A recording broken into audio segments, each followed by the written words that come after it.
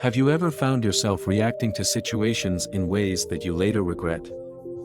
Have you ever let anger, frustration, or disappointment dictate your actions, only to realize that it made things worse?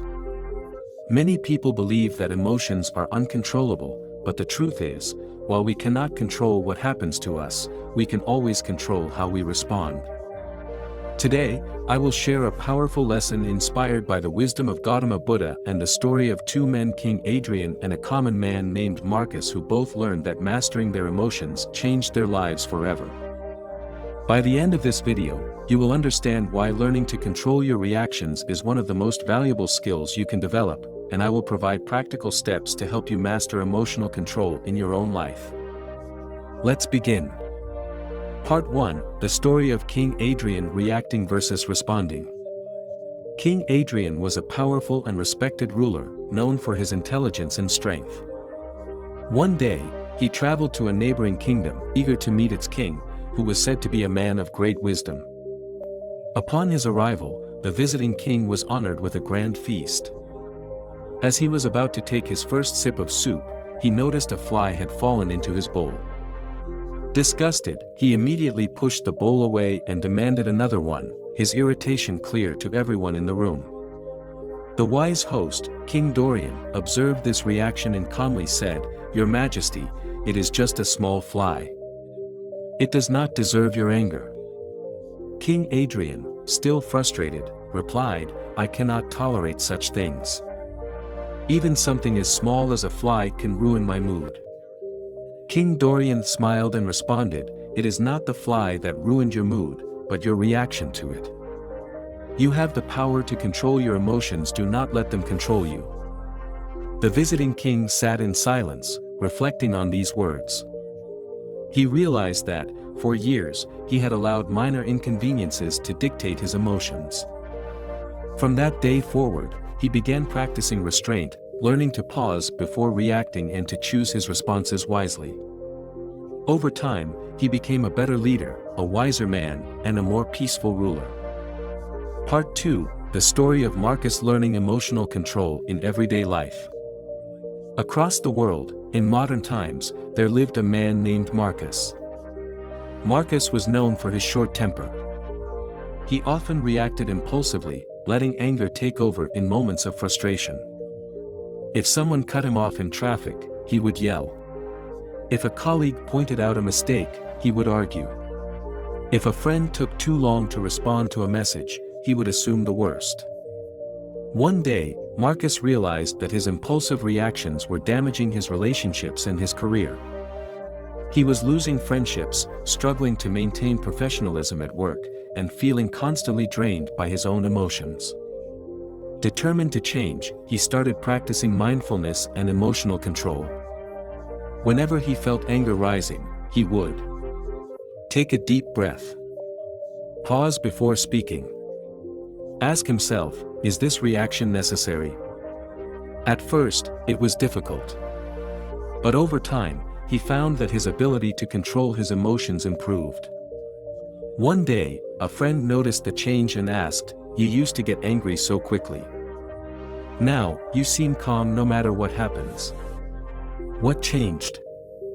Marcus smiled and replied, "I still feel emotions like everyone else, but I have learned not to let them control me. I choose how I respond."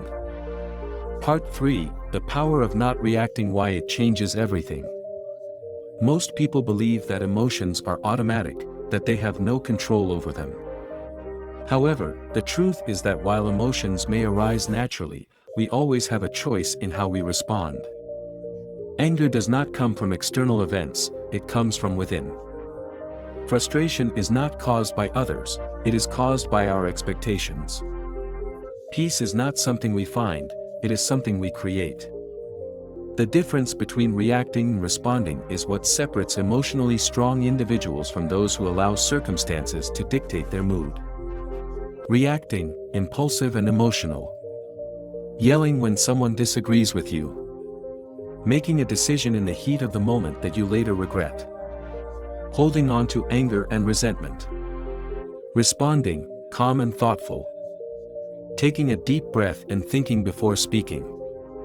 Choosing words and actions carefully to maintain control. Letting go of unnecessary negativity. Part 4, Real-life examples how not reacting changes lives. Example 1, Nelson Mandela choosing peace over anger. Mandela spent 27 years in prison fighting against apartheid. When he was finally released, many expected him to seek revenge against those who imprisoned him. Instead, he chose forgiveness and unity. His ability to control his emotions and respond with wisdom made him one of history's most respected leaders. Example 2, a personal story. I once knew a man who lost his job unexpectedly. Instead of reacting with anger and despair, he took a step back, analyzed the situation, and used it as an opportunity to grow. Within a few months, he started his own business, which became even more successful than his previous job. This is the power of staying calm and making thoughtful decisions. Part 5, Practical strategies to control your emotions. Now that we understand the importance of not reacting, how can we train ourselves to stay calm and respond wisely? 1. Pause before reacting.